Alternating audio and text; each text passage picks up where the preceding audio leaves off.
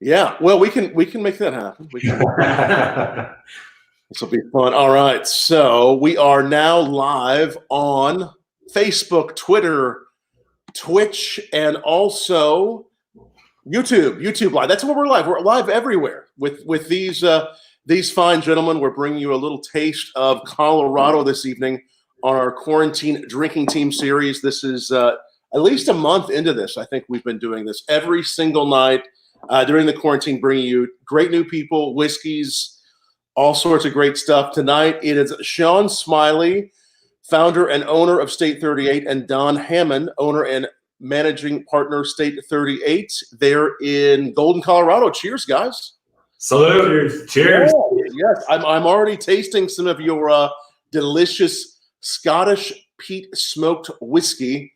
It's kind of like the best thing that was kind of Scottish that ever happened right there in Golden, right? Yeah, I mean, we can't legally call it Scotch, as you know. So what do? We call it Scottish. So that's Is that how you got around that? You just called it ish, and then they approved it. It worked fine. The TTB approved it, and we were good from that point on. But yeah, but I mean, that being said, on that particular whiskey, Tom, that you're drinking, first of all, good to see you. I know it's been a few years since we seen you guys there in Colorado at the Breckenridge. I think they're still on the hills where I last saw you there in Breckenridge, right? Yep. And I'm surprised you remember that night because I don't remember much of that night. But how those nights often happen in Breckenridge. It's the altitude. Blame it on that. So it is. Yeah, the Scottish peat smoked whiskey, though, we actually buy the grains from the Islay region of Scotland. Oh. So they are true peat smoked malted barley. So the grains come from Scotland. Correct. Yeah. Yep. We actually buy that grain from Scotland, and then we make it from scratch here at the distillery. So we're making, our interpretation of an Islay style Scotch whiskey in the United States.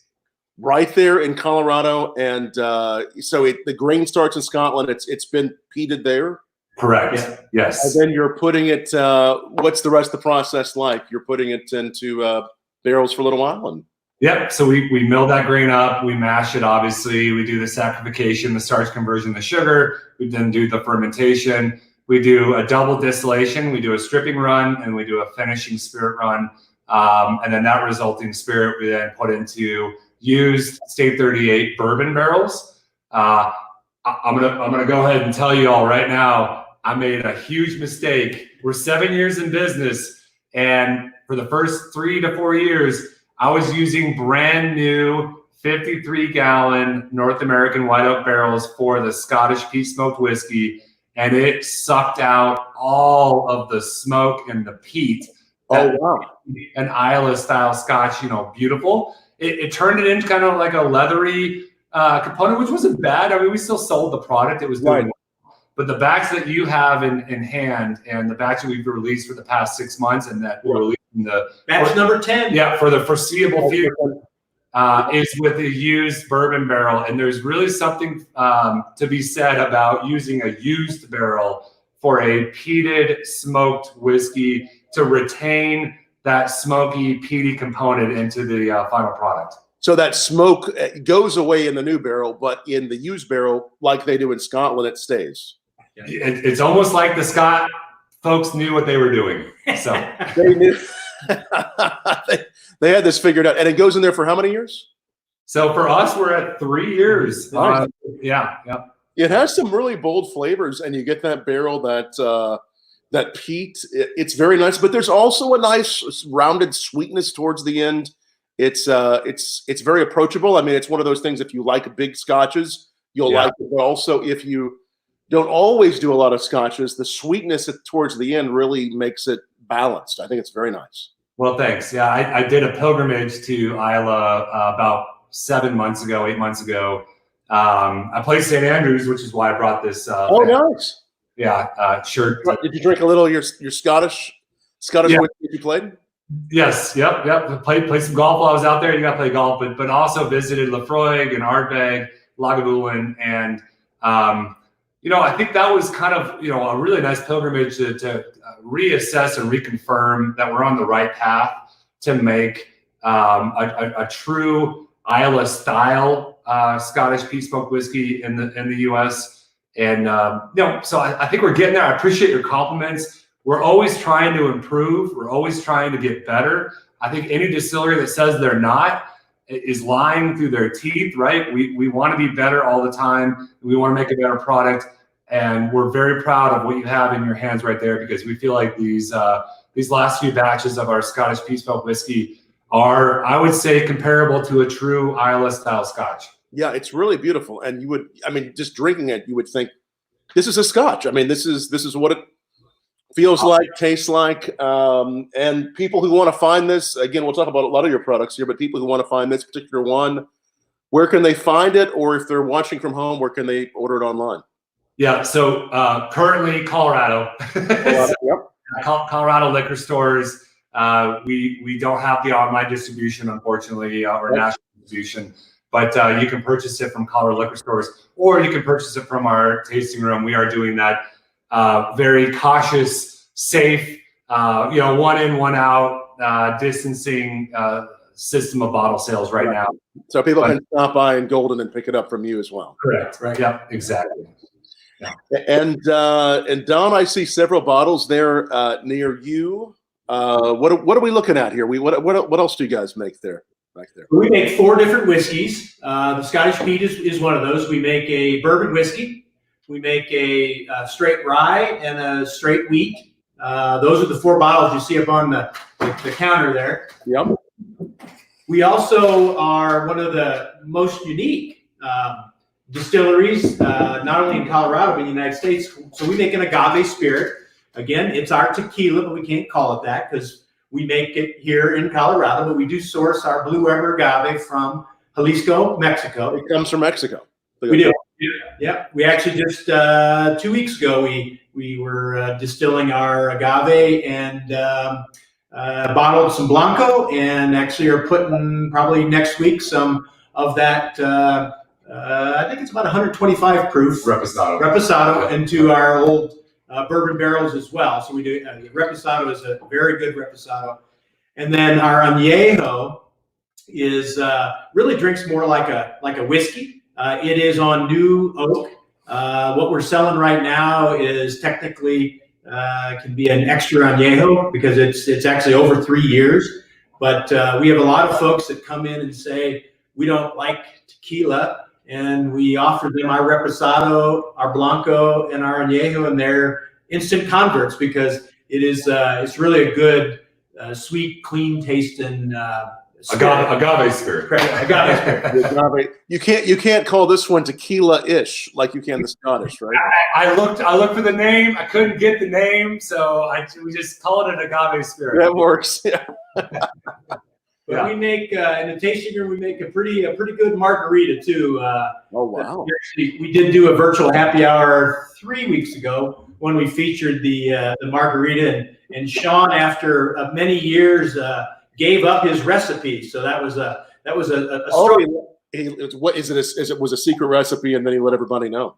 Yeah, I mean, I'll give you guys a hint. So this is a recipe. I opened up a restaurant bar in downtown Golden that was a huge success. We did 800 margaritas per night, and one of the reasons that margarita was so successful was we actually used bitters in our margarita. I bet you've never heard that before. What, you like Angostura bitters or? No. Lemon and orange Fee Brothers bitters. Oh wow! Okay.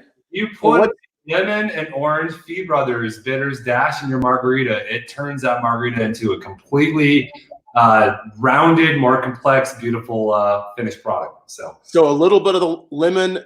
Sharing it with you, Tom. Thank you for, you heard it here. That's right. So a little bit of lemon and a little bit of orange bitters. Yep. With your margarita. If you do that after you make in the process, where do you put them in? But before shaking. Before you shake it, okay. Yep. And then you would just do the triple sec, the tequila, everything else then. Correct. Yep. Or the Agave Spirit. We always encourage agave syrup as the sweetening agent versus sugar for the triple sec. But yeah, I mean the final, I guess, secret thing, if we're just going ahead and sharing secret, because it's just you, Tom, right? There's no one else. That's right. Yeah. So the final thing is, I don't believe in putting a lime wedge garnish on a margarita. I wholeheartedly believe, and I found this to be true, that a jalapeno slice is what really gets the job done. Oh, nice. I like that. So a little spice, it's the bitters, a little bit of spice. It's all comes together nicely. Yeah. You got sweet alcohol, the agave spirit. Flour, you got spice, you got all the things. Yeah. Nice.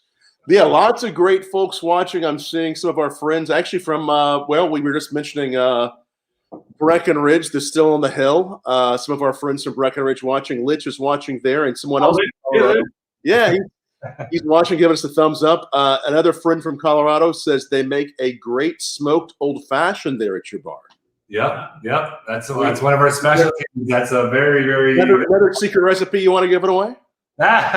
We actually, if you go to our Facebook page, there is a virtual happy hour video of that. So, but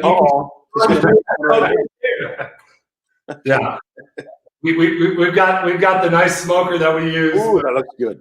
Yeah, I mean, honestly, the secret for that is really good Scottish peat smoked whiskey, nice. which you've got in your hands right there, Tom. Use this one in the old fashioned. That's for the smoked old fashioned. Smoked old fashioned. Yes, sir. Wow. Yep. What do you put in this then? It's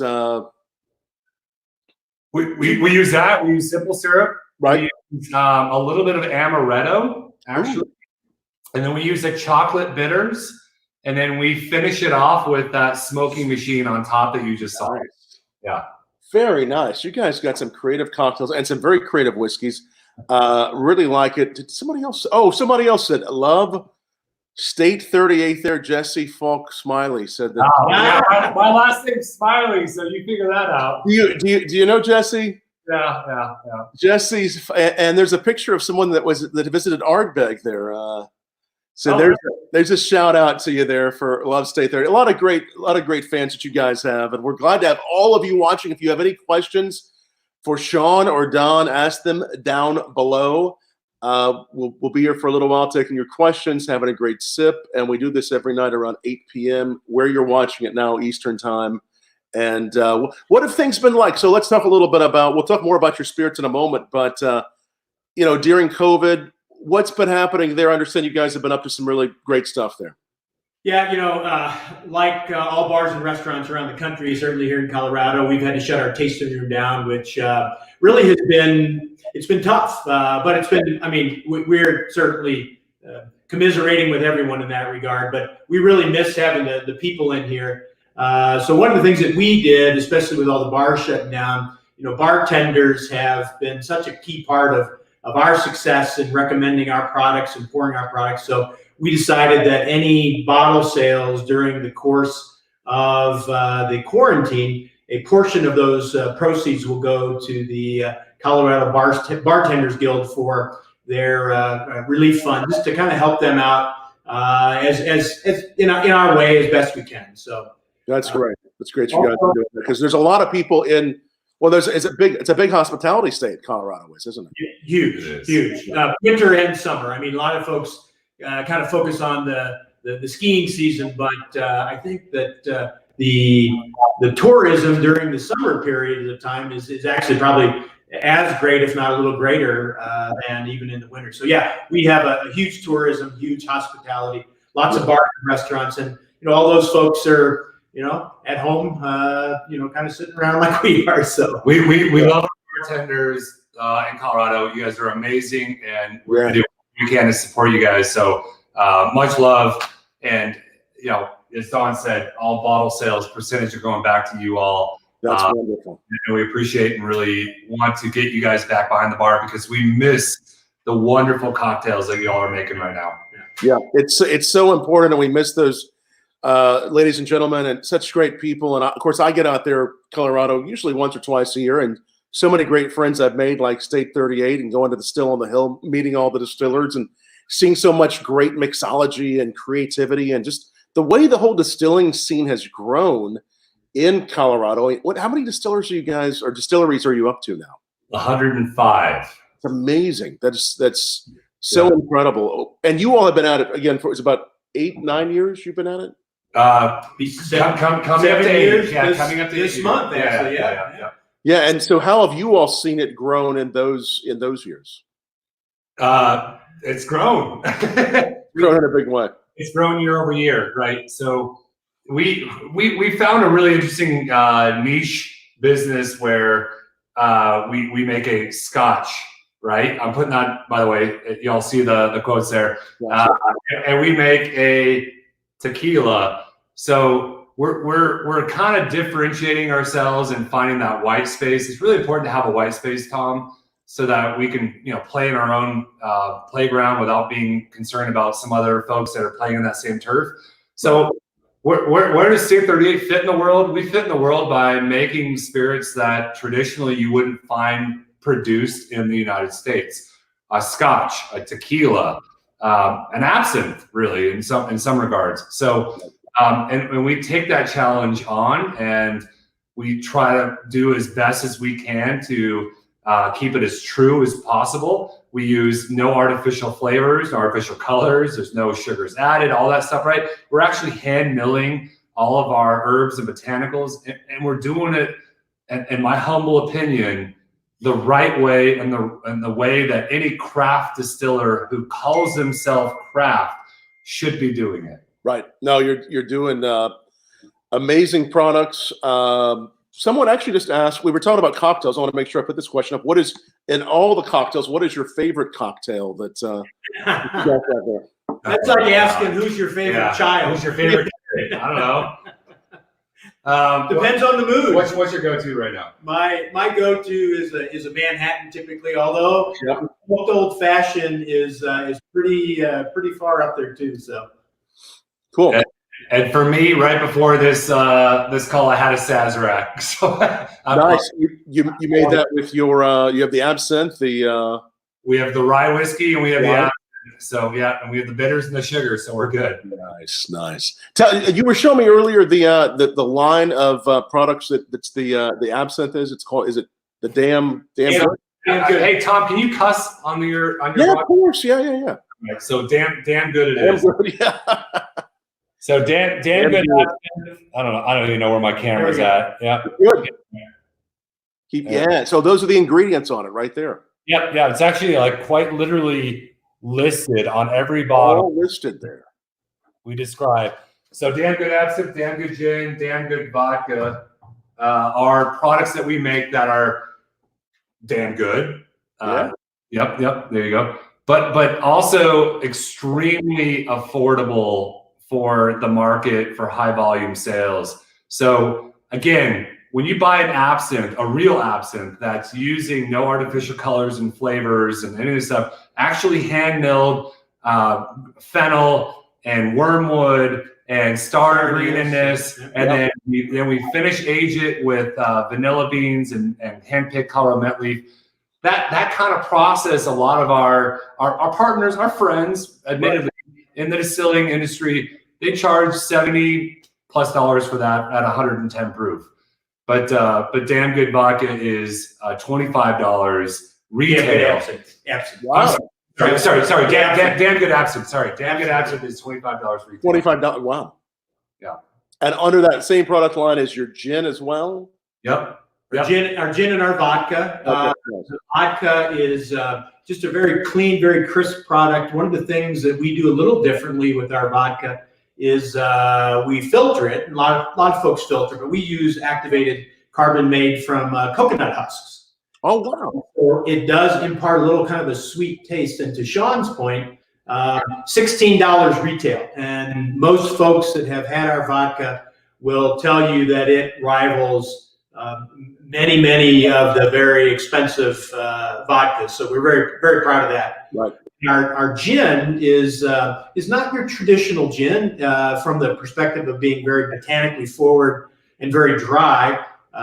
Certainly has juniper, but we have a way of infusing a lot of citrus in it. So you have a lot of orange and lemon peel into our gin. Makes a wonderful gin and tonic. We sell a ton of those here at the tasting room, especially in the summertime. It's a nice, crisp, sit on the deck, watch the sunset kind of a cocktail. So, and that actually retails for $18. And so we've had these very value oriented, high quality. We kind of say that we've introduced our craft processes to more of a consumer product. So yeah. That's great. No, that's fabulous. A great idea for a product line, and for the transparency of the ingredients. I think it's really a cool concept. And I see Sean's. He's pouring. What are you pouring there? I'm pouring what you're drinking, brother. Pouring a little of that Scottish whiskey. Yes. I have it actually over here. I figure we need to do a virtual cheers, right? Cheers, guys. No, it's wonderful. It's very tasty stuff. I like this. Good. The first products you all started off with, what were your first products and how were things when you first started? Yeah, it wasn't easy. Right. We were one of the first distilleries in Colorado. I think we got the 13th license in the state. Wow. And I just mentioned to you, there's 105 plus in Colorado. So we were up there in the top 10% roughly of new distilleries in the state of Colorado. We had some big giants, as you know. Stranahan's came out of Colorado, and Breckenridge Distilling is also a big, fantastic giant that was, still a big player in the state of Colorado. So we're a smaller producer for sure, and so we got to find our way. We got to find our niche, and we got to find out how we can get ourselves recognized in the market. And that's why initially I started off with just the agave spirits, so the Blanco and the Reposado and the Añejo, which is a really good way for us to differentiate ourselves and be a true U.S. made agave spirit. So something really different, yeah. Yeah, it was. As time went on, though, we get wiser. Tom, we get wiser, right? As we get older, we hope. I hope so. Right. We're getting a little smarter. But as I got wiser, I started to realize that the market of agave in Mexico, Jalisco specifically, is where we buy from. And we only buy organic agave. That market was like this, dude.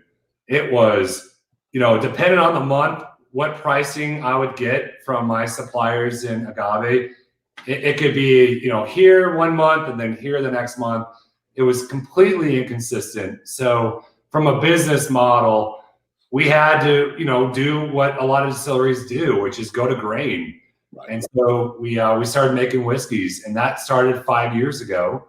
And we started to add into our portfolio, well, not our portfolio, but into our production side, making the whiskeys that we're now finally releasing after 4 or 5 years of aging in barrels.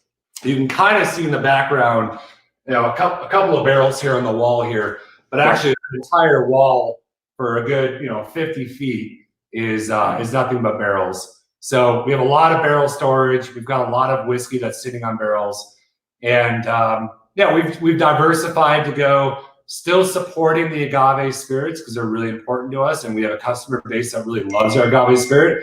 But on top of that, we're also incorporating now this beautiful release of whiskeys as well. That's very exciting. Someone else is. In a few minutes we'll take a look at we'll do a tour there with someone else. Linda Wagner saying loves her State 38. There you go. Thanks, Linda. Yes, and someone's mentioning the Love Day. Yeah, that's our bourbon. The Love Day. Someone who really likes the Love Day there. Jason Pruitt. Really enjoying that bourbon. So you got a lot of fans in the world of whiskey, and again, if you're in that area near Golden and want to stop by, how do people find out where to stop by and pick up a bottle? Yeah, they can go to state38.com. Okay. You just go to the website. It's literally state, the number 3, the number 8.com. Tells you everything you need to know, including a phone number. If you get confused, you can give us a call. We'll answer the phone, and we're happy to help you out. Yeah, that is so cool. As we come out of this time of COVID, of this crisis, and we go back to whatever the new normal will be, right? What do you predict as far as drinking habits, trends in spirits for craft distillers? Anything there that you all have been thinking about, or How do you think you'll change? Everyone's going to come out as an alcoholic. That's right. Everyone's going to be an alcoholic after this whole crisis. So that's not a great answer. I like that. Am I wrong, Tom? I don't know. Tell me if I'm wrong, dude. The other thing that we didn't really time it. It's just what happened. We are introducing. Sean mentioned earlier our rye and our wheat whiskey. So we have not introduced that through distribution. Okay, so that'll be distributed. Right. So we that'll be 4 years old in July. Our rye and our wheat whiskey. We have done some limited releases here at the tasting room. Right. And basically, every time we have done those limited releases, we pretty much sell out because we are very proud, as Sean mentioned, both our rye and our wheat whiskey we think are going to be very strongly received. They'll be bottled, and Tom, they'll be bottled in bond in July. Oh, wow. They'll be bottled in bond. The rye and the wheat will be bottled in bond. That's very exciting. And a lot of people enjoying the spirits, of course, as they're at home. Probably, and from what most distillers are telling me, like never before, people were enjoying those spirits. If you're enjoying something tonight, as you're quarantined or however you would describe it, tell us down below what you're drinking. If you're drinking some State 38, tell us down below what your favorite one is if you've tried it. No, this is such nice stuff. Thanks. Someone says pajamas and love day whiskey can't go wrong. Yeah, can't go wrong. There you go. That's right. It's back at it again. All right. No, this is great. This is so much fun with you guys and delicious stuff. So many great products, and the newest ones that will be distributed are the rye and the wheat, yes. And those are just at 4 years old. Then they'll be in July. Yep, they'll be bottled in bond in July. We're really proud of those products, and we're selling them now in limited quantities, not as BIB, but come July we're going to change the labeling to include the BIB. Right. Well, that's a nice variety of whiskeys you all have been able to create in 8 years. The bourbon, the rye, the wheat, the Scottish. I mean, that's I'm sure you do some limited editions every once in a while too. And all in a probably not a very large space, if I'm being honest with you, Tom. So you go up. Yeah. We just keep going up with our space. Yeah. You keep on building it up. Do you want to show us around? Yeah, let's do that. Actually see the space. I think people have been enjoying these virtual tours. We can kind of see the barrels behind you, but we're actually going to take a trip and a tour through the State 38.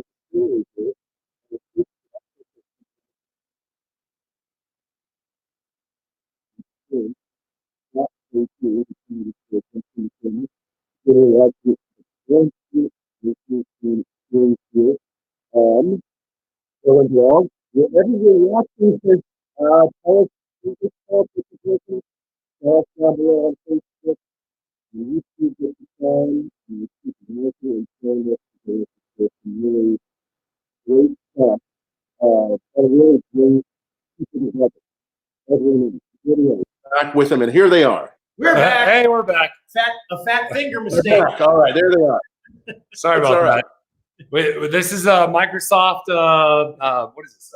Surface. Surface, yeah. Yeah. So yeah, we can see it. Figure it out. All right. Yeah. So welcome to the tasting room. So Tom, the first thing I want you to see when you walk in the door, which is the view you're getting right now, is we have a very Western kind of feel going on in the tasting room. So 1876 is when Colorado became the 38th state. Okay. Hence the name State 38. So nice. That's our tasting room. And by the way, Tom, if you end up on that couch right there, you ain't getting up, buddy. You've seen that happen a few times when people have been up a few times. Yeah. Just a few times. So here you can see our barrels. We've got quite a few barrels. Most of these are whiskey, actually, and they're stacked too deep.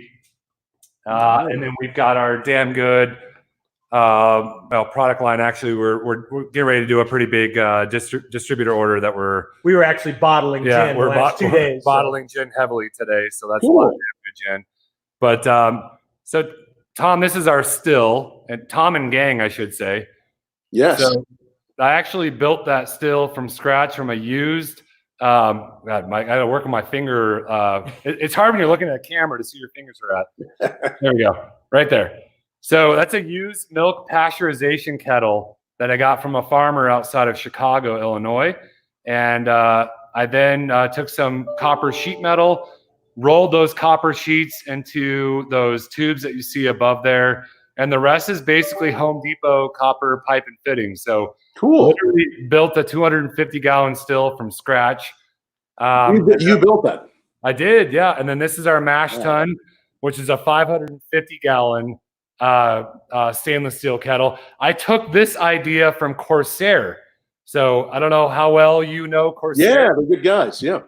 So this is the exact same design. I met with their head distiller and we chatted for a little bit, and this was a derivative of the Corsair mashing dash stripping still design that you guys see here.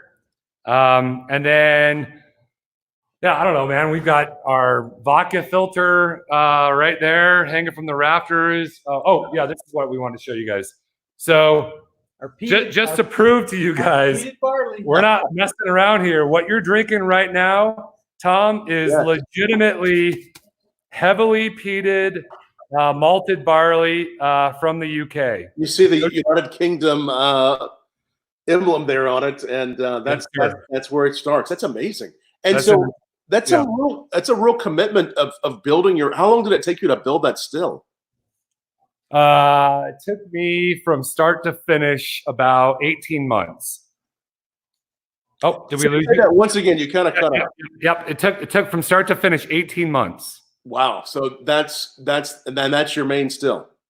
That is. Yep. We've got a stripping, but then we've got the our spirit run, and I've got a deflag on the top.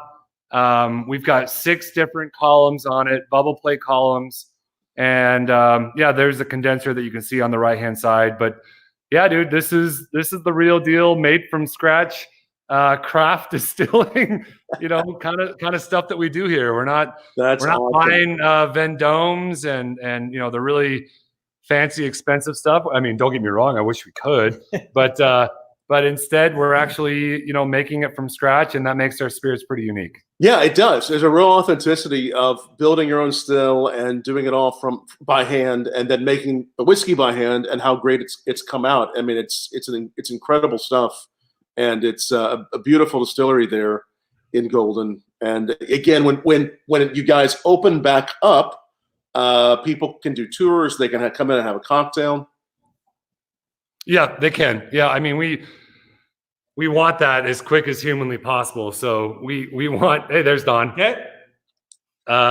We want you guys back at the distillery sooner than later, for sure. We miss the camaraderie. We miss the sharing of the cocktails and what we do here. We miss the tours of talking about how our product is made.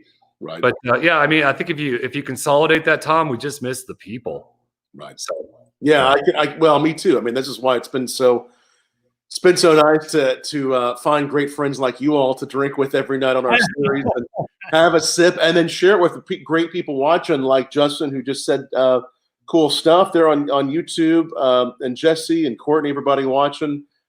Sarah saying Love Day is her favorite. What did she just say? Did you guys make a cocktail in honor of the quarantine? Did you make a quarantine cocktail? If I made a quarantine cocktail, I talked to Don about this. We talked about this yesterday. We're going to make it, and we're going to record it, and we're going to throw it against the wall.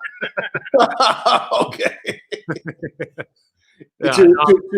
Not because we don't take quarantine serious, but because we want this COVID thing to end. We want it to end, right?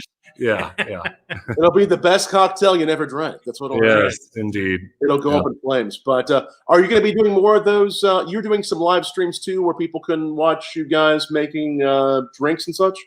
Yep, we try to do that 2 to 3 times a week. We do a video, either recorded or live, that will just, I mean, Tom, some of the basics, dude. We did a Negroni last night that, I don't know that everyone knows how to make a Negroni. We made a Negroni with Aperol instead of Campari, which is my favorite.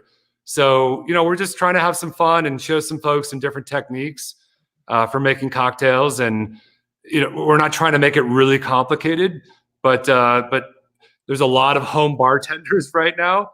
There are.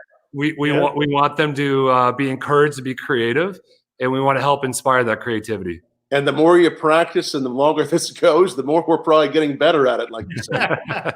It's true. And we appreciate everyone looking to get our products out there, because we've actually seen a nice little uptick on the distribution side that has kind of helped out us not having the tasting room open. So we've very much appreciated all the support. Yeah, it's helped get the word out there. It's helped to get your products out there. And again, if you're watching, definitely like this, share this as you're watching, whether it's live or later, and follow these guys on all the social media. And your website again is state38.com. State38.com. They're in Golden, Colorado. This is great stuff. This is great whiskey, and I can't wait to get back there to Colorado and see you guys. Same. And taste some more of your fine spirits. This is the one I have been drinking. It says McKinsey on it, right? Yep, that's my great-grandfather. That is his great-grandfather right there. Now, did he do some distillation too, you said? Or no, he's just a cool dude. He's a cool dude. Yeah, cool. Good. He probably enjoyed some good whiskeys back then. And he has a good name for Scotch, so, That is great. No, that's fantastic. It's a great picture. Good. Excellent. Guys, thanks so much for joining me here on the quarantine. Thank you. Thanks for having us. We miss you, bud. Yeah, I miss you guys too. It'll be fun to come back to Colorado and hang with you guys and have some cocktails there at your place. Yep, sounds good. Yep, we'll look forward to it. We'll keep watching your channel, and thanks for your support. Thank you all so much for being with us. And guys, everybody watching, thanks so much for watching us tonight on all the social media platforms: Twitter, Twitch, YouTube, Facebook. Share this, like this. Come back tomorrow and every night. Tomorrow, it's Woodford Reserve's Chris Morris, Master Distiller, my good friend, will be with us, joining us from Kentucky, Louisville, Kentucky. And then Saturday, it'll be one of my friends from Uncle Nearest. And then Sunday, if you're a music fan and you know the guys from Straight No Chaser, several of the guys from Straight No Chaser will be with us on Sunday night. I think they're going to sing a little a cappella with us as we sip on one of their spirits. They have their very own spirit named after them. So cheers, guys. Thanks for joining us. And check out State 38. It's amazing stuff. You guys have a good night. Stay well. Be well. Cheers. Thanks.